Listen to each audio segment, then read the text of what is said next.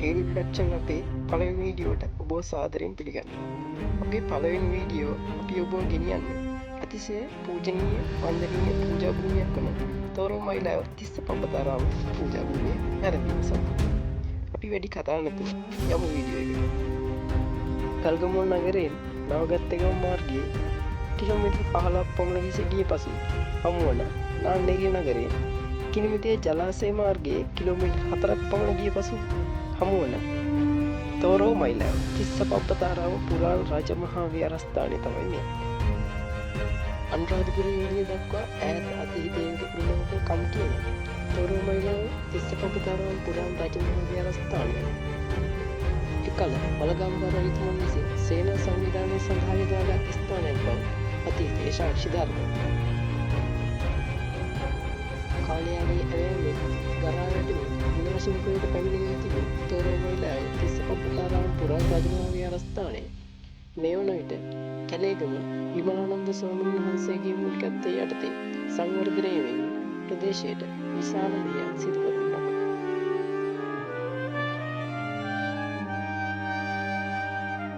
තැනින් තැන විසිර පවතින කංකණු හා සෙල්ලිපි මෙම ස්ථානයට කියා පාන්නේ එදා වළගම්බා රජ දවසේ විහාරස්ථානය වෙනුවෙන් සංවර්ධනය වෙනුවෙන් පැවති දෑ.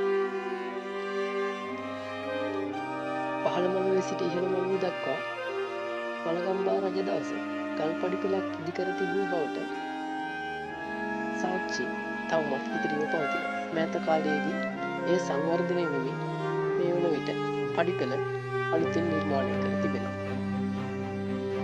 අතීතයේ ඉදිකර ගරා වැටෙමින් තිබූ චෛත්‍ය රාජාණන් වහන්සේ පසු කලක සංවර්ධනය කර මේ වන විට වයින පළාතේ විශාලම දාගම ලෙස විහාරස්ථානය රැගෙන ඒලමාවේ කතාරම්කිටු ගල්වැලක් තුළ පිහිටි විහාර මන්දිරය විහාරස්ථානයට විශාල ආලෝකයක් සපයනවා.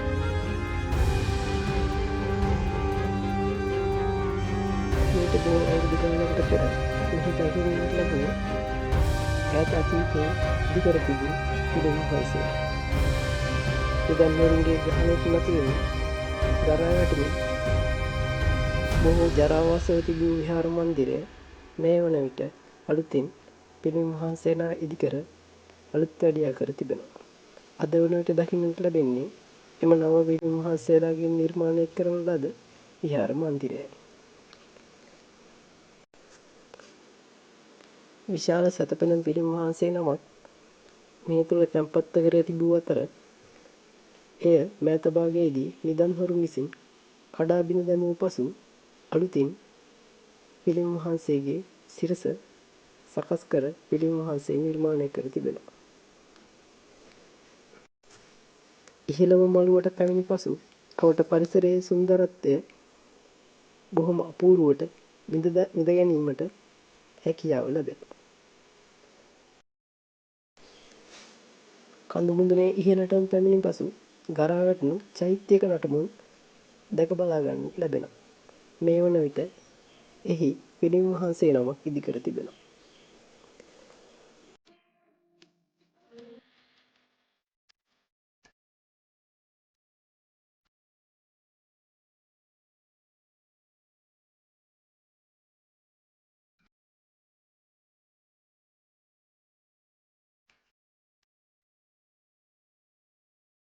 කඳු මුදුනේ සිට ඈත බලන විට බොහෝ ඈතින් පරමාකන්ද පුරාණ රජමහා විහාරස්ථානය වගේම හත්තිකුච්චි විහාරය කඳු මුදුනට දිස්වෙනවා.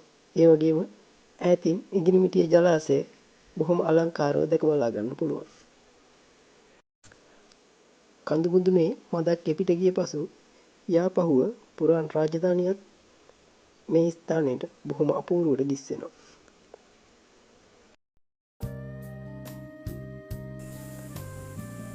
කඳු මුදුනේ සිට වනාන්තරයේ දෙසට පොඩි දුරක් ගිය පසු අපට තවත් කටාරම් කිටු ගල්ලෙන් විශාල ප්‍රමාණයක් දැක බලාගත හැකියි. එකල මහරහතන් වහන්සේලා 500ක් පමණ පිරිසක් මෙහි වාසය කළ බව සෙල්ලිපිවල සඳහන් වෙනවා. උන්වහන්සේලා වැඩ වාසය කළ කටාරම් කෙටු ගල්ලෙන් කඳු පන්තිය පුරාම දැකගත හැකි.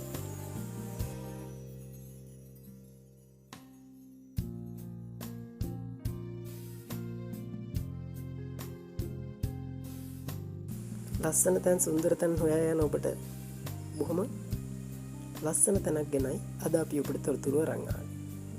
ඉතින් මේ වගේම තවත් තැනකින් අපි ඉදිරියේදී හමු වෙමු. AD ප්‍රොඩක්ෂන් අපිව සබස්ක්‍රයිබ් කරන්න, ලයික් කරන්න, කමෙන්ට් කරන්න. තවත් වීඩියෝ එකකින් ඉදිරියේදී හමු වෙමු.